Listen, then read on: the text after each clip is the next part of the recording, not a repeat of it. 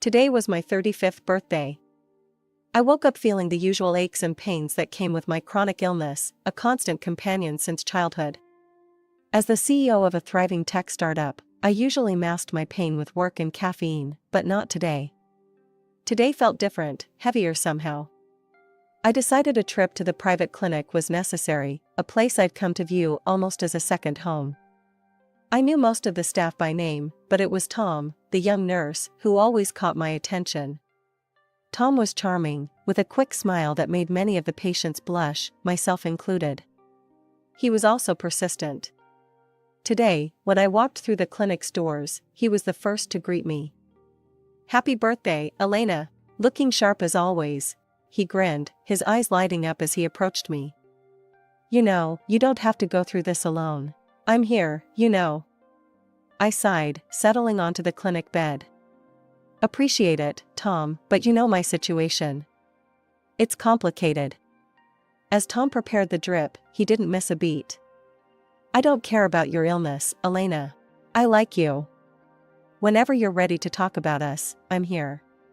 As Tom busied himself with the charts, I tried to focus on the positives. I was successful, I was independent, but as much as I hated to admit it, I was lonely too.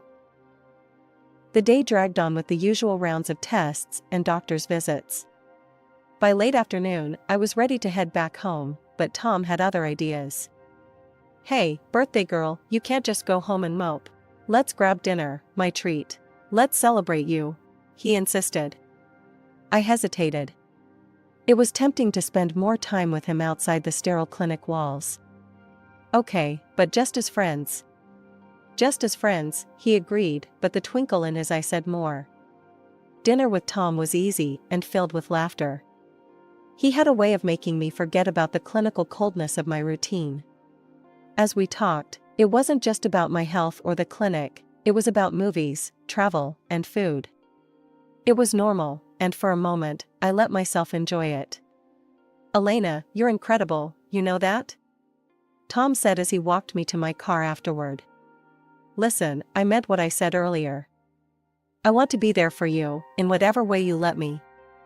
I looked up at him, the streetlights casting shadows across his earnest face. "Tom, it's not that simple. My life, my health, it's a lot for anyone to handle."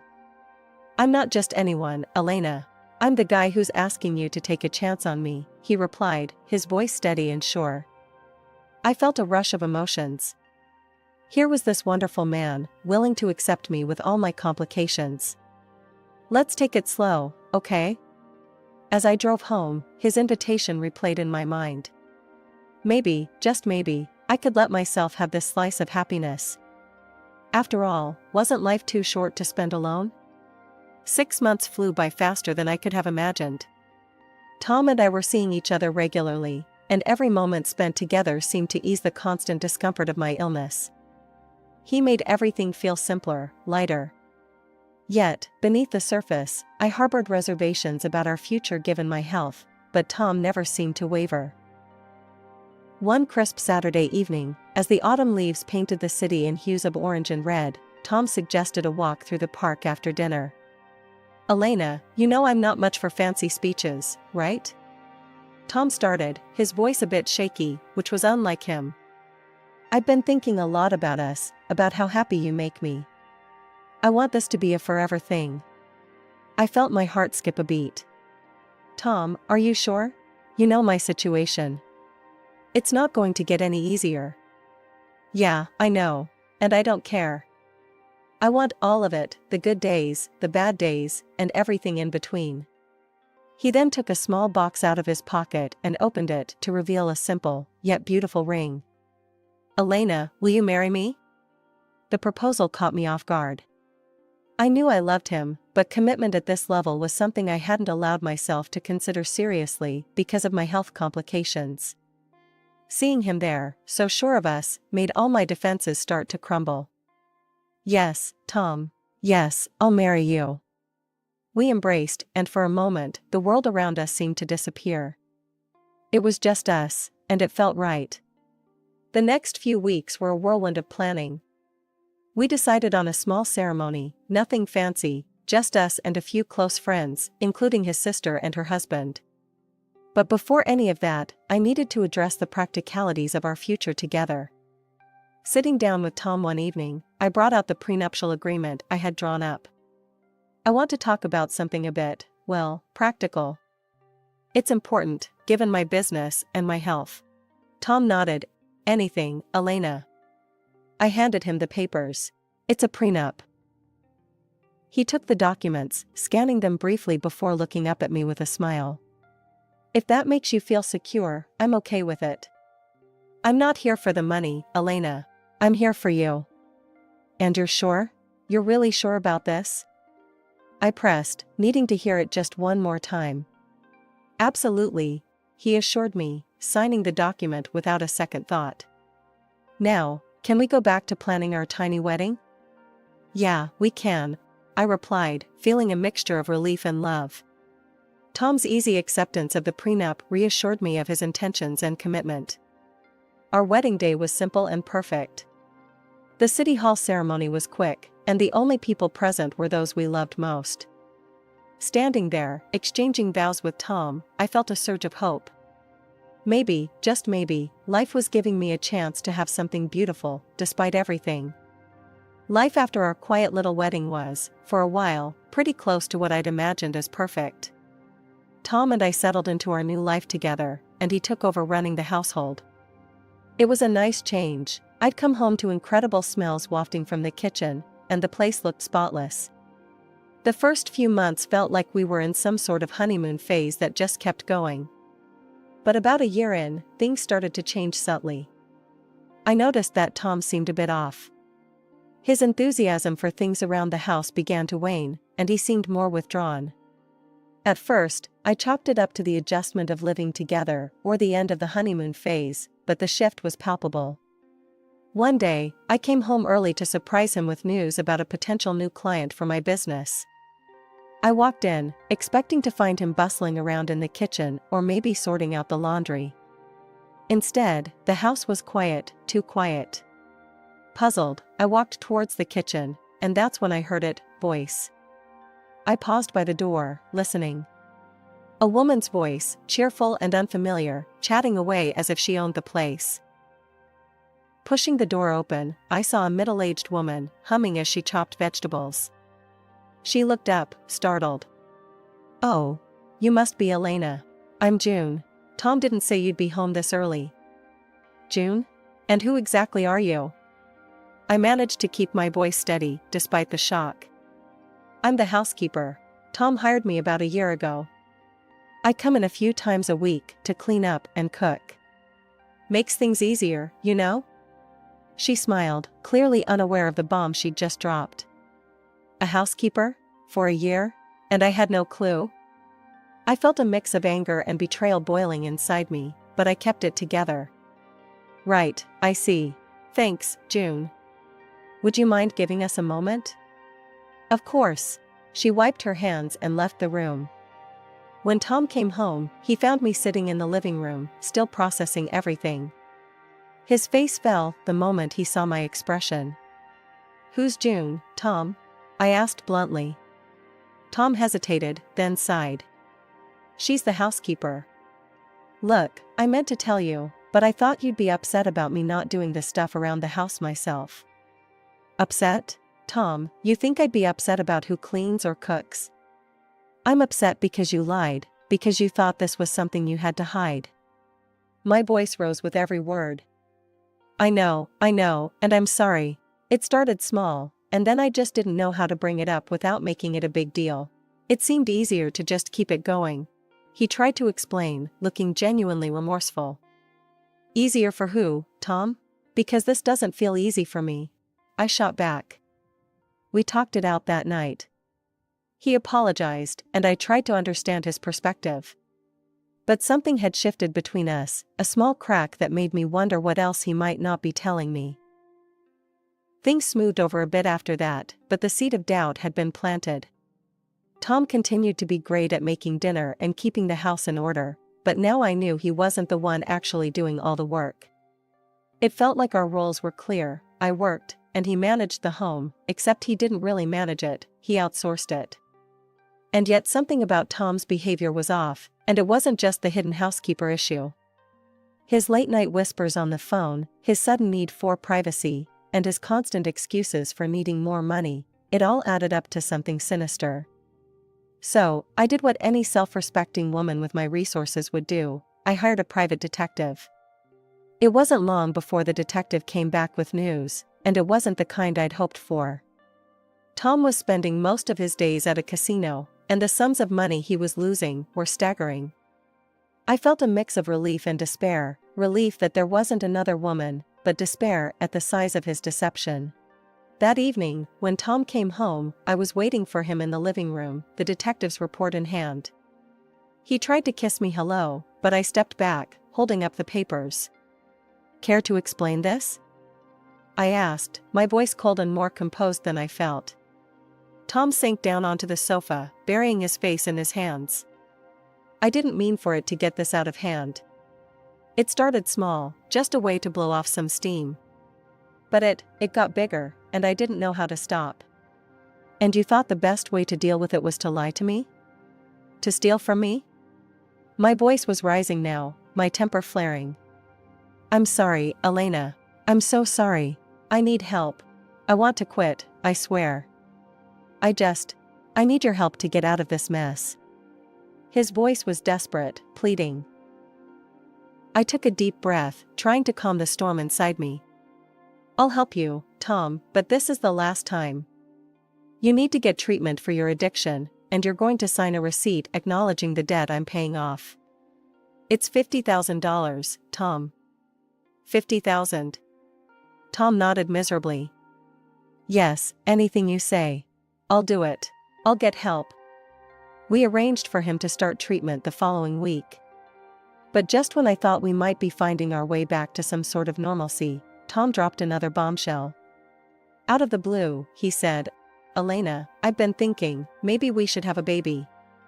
It might bring us closer." I stared at him, incredulous. "A baby? Tom, you know I can't. It's not just risky, it could be fatal for me." He quickly tried to backpedal. I know. I just thought, never mind." But the idea didn't go away. It kept coming up, more and more. Even his sister, an obstetrician, called me about it. "You should reconsider, Elena. Having a baby is the most natural thing. Don't be selfish." "Selfish? You're a doctor. You know my condition. How can you even suggest such a thing?" I was furious. She scoffed and hung up on me. The conversation left me shaken. How could they be so callous, so cruel? Months of tension and unresolved arguments had frayed my nerves, but nothing could have prepared me for the scene I walked into that fateful day. I returned home earlier than usual, my steps quickening with the anticipation of a quiet evening. Instead, I opened the door to chaos, boxes piled up, and Tom's sister, Lisa, and her husband, Mark, arranging their belongings around my living room. "What the hell is going on here?" I demanded, my voice cutting through the noise. Lisa turned to face me, an unnerving calmness to her demeanor. "Oh, we're moving in, Elena. This is Tom's place, and you should really start packing your things." My eyes flicked to Tom, searching for some sign of confusion or disagreement on his face, but there was none. Instead, he met my gaze with a look that chilled me to the bone. "Elena, I can't do this anymore. You've been manipulating and controlling me for years. It's over," Tom declared, his voice cold and distant. I stared at him, dumbfounded. "Manipulating you? Tom, what are you talking about?" "You heard him," Mark chimed in, his voice just as harsh. "He's done being your slave." Tom stepped forward, a stack of papers in hand. "Here are the divorce papers. I'm also filing for compensation for years of emotional abuse and alimony. I need to look after my well-being now." The room spun as I took the papers from his hand. This was a nightmare. I glanced through the documents, each word a betrayal. But rising panic gave way to a steely calm. I let out a laugh, short and devoid of humor. "Well, you're in for a surprise." but go on, think what you want. You'll be hearing from my lawyer." Without another word, I went to our bedroom, packed a suitcase with essentials, and prepared to leave. There was no point in arguing.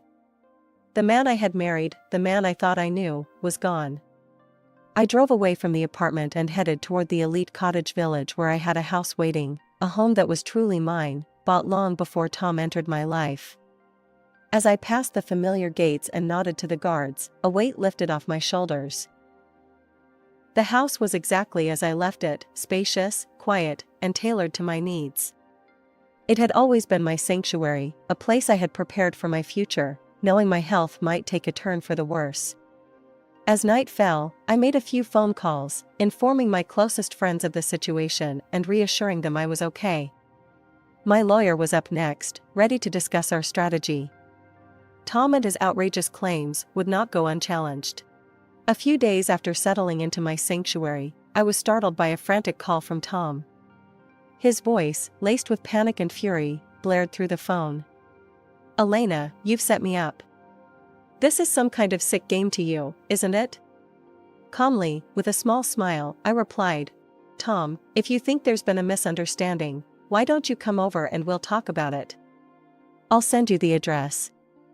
Soon after, the village gates swung open, and Tom, alongside Lisa and her husband Mark, drove through. I watched from the window as their car pulled up, their faces pressed against the car windows, eyes wide as they took in the view of my expansive home. They approached my front door, still gaping at the luxurious setting, their previous bravado seeming to shrink a bit. As I opened the door, I couldn't help but cough to clear the silence, then offered a wry smile. "Well, what brings you to my humble abode?" Tom, regaining some of his earlier fire, blurted out, "Your lawyer called me. He said I have to pay next month's rent for the apartment, $6,000. You never told me it wasn't your apartment. You never asked about it, and if you want to live in this apartment, pay the rent," I explained with deliberate patience. Lisa, ever the opportunist, chimed in, elbowing Tom. "And what about this place? It's gorgeous." Tom nodded vigorously. "Yeah, why don't you just give us this house instead of that apartment? Otherwise, we'll sue you for everything you've got." Their audacity was almost comical.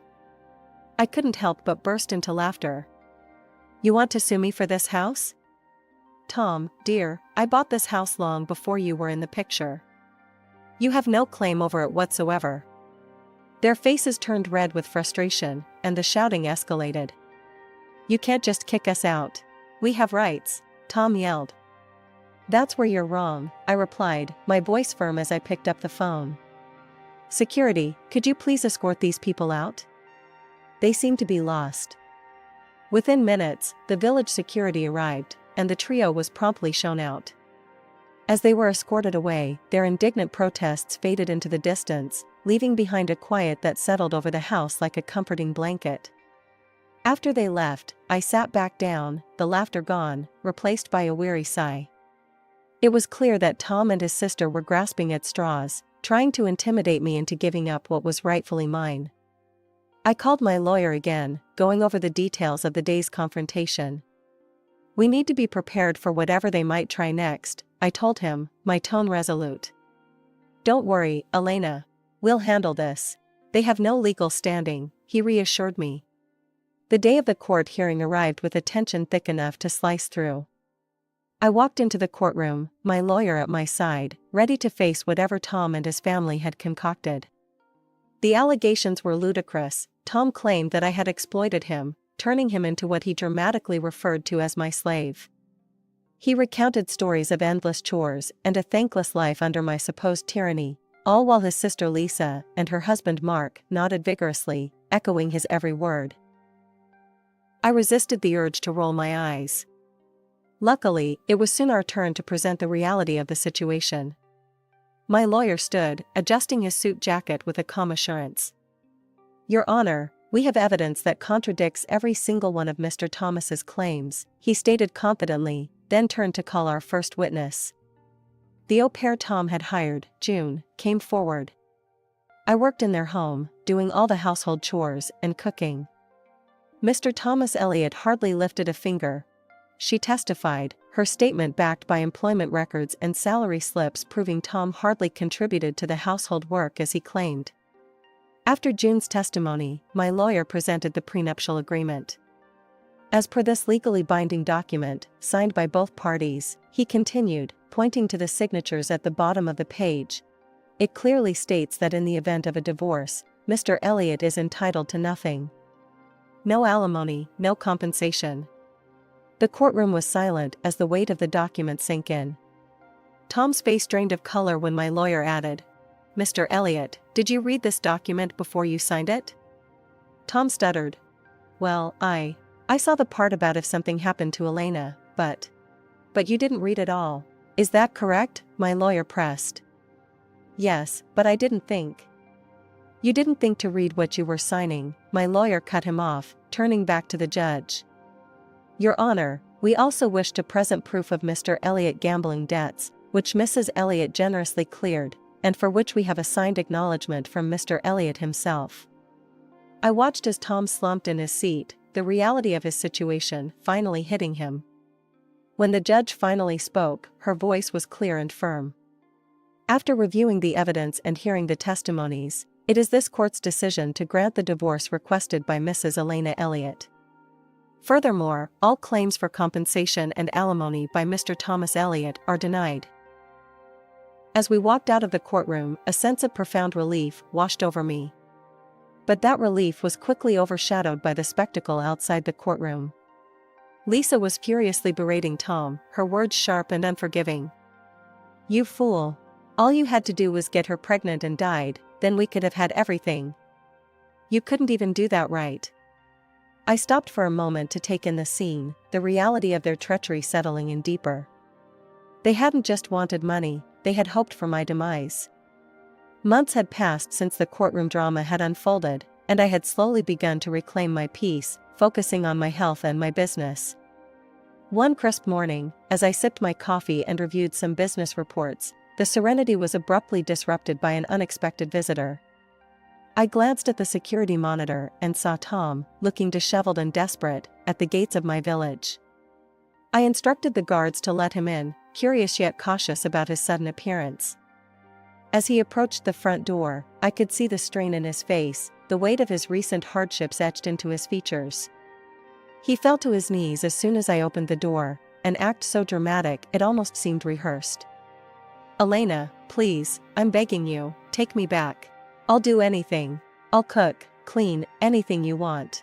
Just let me stay here," he pleaded, his voice breaking. I stared down at him, my expression calm yet firm. "Tom, after everything, why would you think I'd ever consider such a thing? It wasn't all my idea, Elena. It was Lisa's plan to push for the baby, to end things that way. I never wanted any of it to happen.